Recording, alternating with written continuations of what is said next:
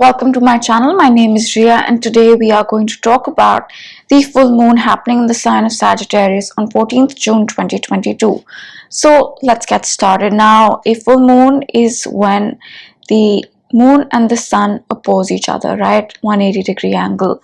And full moons are generally considered completion points and ending points, right? They're also a point of emotional release. So that's what a full moon is, generally speaking. Now, this moon is happening in the sign of Sagittarius at 23 degrees, right next to my natal sun at 24 degrees. But if you know your chart, then look for 23 degrees of Sagittarius. That particular house is where this energy will impact you, right? If you don't know your chart, that's also perfectly fine. So let's get started with what's going on this moon. So the moon here is squaring Neptune, right? 90-degree angle. And Neptune works in two very distinct ways, right? One, it can bring confusion and deception and delusion and illusions. That's Neptune. And two, it can really make us spiritual, right? It can really make us focus on our intuition, on our psychic energy. So that's Neptune, right? One very spiritual energy, one confusion. But this is a challenging aspect. So on this moon, right, there might be a certain degree of confusion. But the energy of Neptune is there and we can use that, right? We can use that Neptunian energy. And if we use this energy, if we channel this energy in listening to our gut, in listening to our intuition, in listening to our inner voice, then maybe the confusion won't be there as much. So there's that element of things being slightly unclear on this moon. Now, the second thing is it's sextiling Saturn. And Saturn is the planet of decisions and hard work and streamlining things and structuring things. And for the past month, since the full moon lunar eclipse, we have been trying to structure things in our lives, right? We have been trying to change things in a certain way or take decisions with a longer term approach in mind. And that's because the full moon lunar eclipse on May 15th or 16th, depending on your location, was about letting go of something, right? It was about closing a chapter in our lives, whether that was an emotional one or a more tangible one, either one. And since then, right, we've been trying to decide how to move forward, I guess. That's the best way to put it. That moon was in a square to Saturn. And in Vedic astrology, that moon was in the sign of Scorpio as it was in Western astrology, but it was in the nakshatra of Vishaka, right? Now, nakshatras are nothing but like smaller divisions of a sign. So it was a smaller division. Vishaka spans over Libra and Scorpio. Anyway, I'm digressing. So it happened in the nakshatra of Vishaka, and that nakshatra is like two branches that split up. It's like a fork in the road. So why I'm bringing this up is that lunar eclipse last month was a turning point, was a fork in the road, right? A major fork in the road where the paths split. It's not coming back. So that's what happened last month. The road started to diverge, the path started to split, and Saturn was in a square in Western astrology through that eclipse, right? Decision, streamline, structure, all that was required. Which path is it going to be? Is it going to be this way? Is it going to be that way? So that's what I'm saying. For the past month, since we've kind of changed course, right? Or we've been asked to choose a course, you can say, we've been trying to figure out how to move forward, right? What is the best way to structure our lives?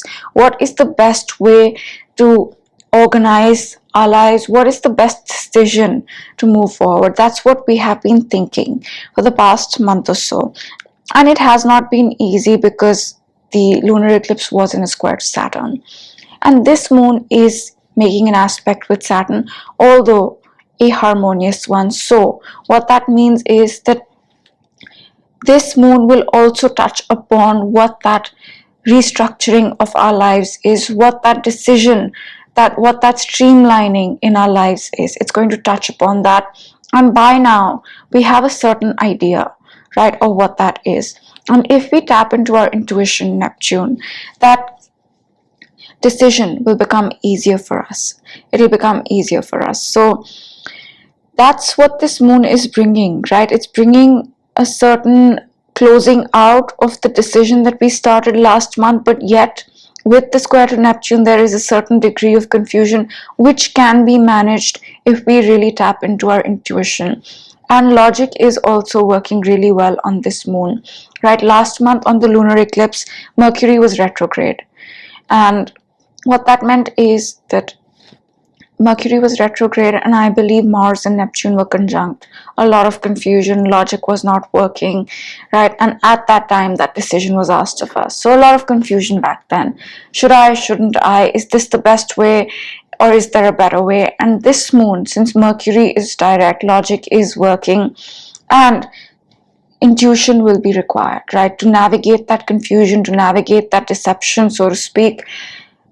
Tap into your intuition, tap into your gut. If it doesn't feel right, then it's probably not right, right? Listen to that inner voice, listen to that inner feeling, because with the sextile to Saturn, we are very close to what that new system in our lives is, But it has to align with our gut. It has to align with our intuition. It has to align with our spiritual path. And this moon's happening in the sign of Sagittarius. Sagittarius is hopeful. It is optimistic, yes. So keep that hope and optimism alive as you decide, right? Don't let the past few months, don't let last month's energy bring you down, right? It's an opportunity to restructure. It's an opportunity to do things in a different way. So keep that hope and optimism alive. But Sag is also an energy that is very much associated with finding meaning, right? It's associated with finding meaning. It's associated with finding purpose. And why I'm talking about that is this moon is in Sag. So whatever you decide, right, it has to be something that fulfills you. It has to be something that will give your life meaning, whatever that streamlining process is, whatever that restructuring process is. And if it falls in our spiritual path, Neptune, right? If it feels right in our gut, Neptune, if it feels correct intuitively, Neptune, then most likely it will give you meaning. So that ties in together. But whatever you decide, use your logic, but use your gut, and make sure it's something that does fulfill you. And I can attest to that, right? I'm a Sag. I have Sag Sun, Sag IC, Mercury in Sag, Mars in Sag, Jupiter on my ascendant. So a lot of Sagittarius. And the most important thing for me in life is that I have meaning, right? That's the most important thing. If I don't have meaning, then I just can't function. And that's happened to me. I've spent a lot of time looking for meaning in life. I've spent a lot of time figuring out my purpose, figuring out the purpose of life in general, right? That's Sag. And if there's something that fulfills me internally, that gives meaning to my life, then I'm happy doing it. And this moon's in Sag. So, it has to be that something that's special to you, that gives you meaning. Different things give different people meaning, right? So what is it for you that is for you? For your spiritual path? What is it for you that gives you meaning? What is it that feels right in your gut? Go with that, right? Go with that. So that's the energy. And one more thing. On the moon, Chiron and Mars are conjunct, right? And Chiron is the planet of healing, but it brings healing by making us face those wounds, and it's meeting up with Mars, the planet of our energy and drive. So although this will bring a certain degree of healing to how we take action and how we do things, and that does happen, right? After setbacks, after things not going a certain way, after feeling stuck for a while, any one of us, this happens to the best of us, right? We say, I can't. I don't have it in me. in me anymore. Maybe 10 years ago I could have, maybe last year I could have, but now that this has happened, I don't have that in me anymore. So now Chiron is going to fix that for us. It's going to fix that and say, no, you have it in you, right? Look deeper, face that negative emotion that you have going on, and heal yourself. That's what Chiron is saying to Mars. So this moon can bring healing to our ability to make things happen, and our ability to make things happen is very important right now because Jupiter is in Aries. We are starting a new 12-year cycle. We're starting new things, we're starting new energies, right? We have been since May 10th, and it hasn't felt like that because Mercury was retrograde up until June 3rd. But now we have that forward movement to start this new cycle, to step into this new energy, and we need our drive for that. So Mars meeting up with Chiron will heal us in a certain way on the day of the moon, or till when Mars and Chiron are close. We might not feel the best, but just know it's temporary. It's like, when you go to the gym and you lift really heavy weights, and after that you can't move for some time. That happens, and then for 2-3 days you're like hurting a lot, but the next time you go, that weight becomes much easier. It's something like that, right? Chiron is, it's like the same thing. So think of it that way. So that's also happening on the moon. And the fourth thing that I want to talk about is Eris is trining the moon positive. Now Eris is an energy that's very similar to Pluto, right? It's feminine, but it's got this warrior like spirit that says, I'm going to stand up for this, right? And I'm going to fight for this. That's Eris. So what this is doing is that it's infusing us with that warrior like energy that, okay, you know what? I need to step into this new energy and I need to decide something, and I have an inkling of what that decision is, although I'm still a little confused. But whatever it is that I want, I'm going to fight for it. On the day, it might not feel like that. Mars is meeting up with Chiron, but the lunar energy stays for a while, right? But in the background, we may not feel it, but in the background, we have that warrior-like energy to stand up and fight for what we want, right? Whatever it is that we want in our lives, whatever it is that we want to step into. And this is not like, you need to fight with somebody or something like that. It's just that you say, you know what? I want this for me, right? I want this for me. I've been too scared to step into this new thing that I wanted for a really long time. But now that Jupiter and Mars are in Aries, you might not be scared, and you might say, okay, you know what? I'm ready to step into it. So we have that also on the full moon. And Venus here just met up with Uranus. It will meet up with the North Node, and it's almost, you can say, at the midpoint of North Node and Uranus, right? So we are probably getting a lot of insights, epiphanies, ideas, downloads about Venus, about our relationships, about our projects, about our self-worth, value, skills, finances, with the mindset of changing them, Uranus, right?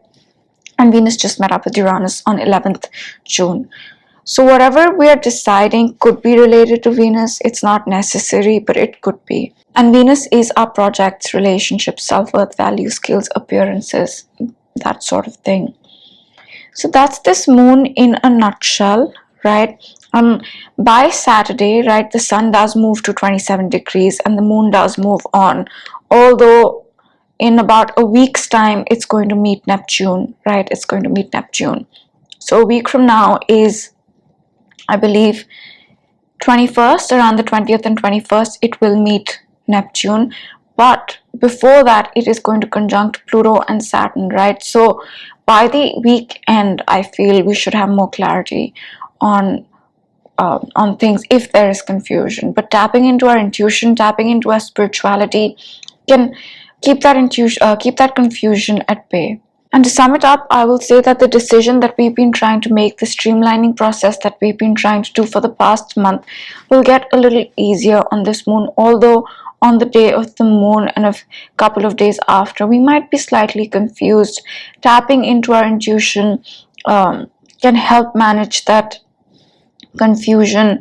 We might not feel the best on the day of the moon. Mars is conjunct Chiron. We might feel like we lack the energy to move forward, but that's not true. That's temporary. In reality, we're actually getting that healing so that we can move forward, and a lot of energy about starting new things, right? Aries, Mars in Aries, Jupiter in Aries. And with the trine to Eris, that energy, yeah, I'm going to do this, is there. And that has been there, right? That's been there because Mars and Jupiter have been in Aries. So that's the moon in a nutshell. And I hope you enjoyed this video, and I will see you next time. Have a great day. Bye.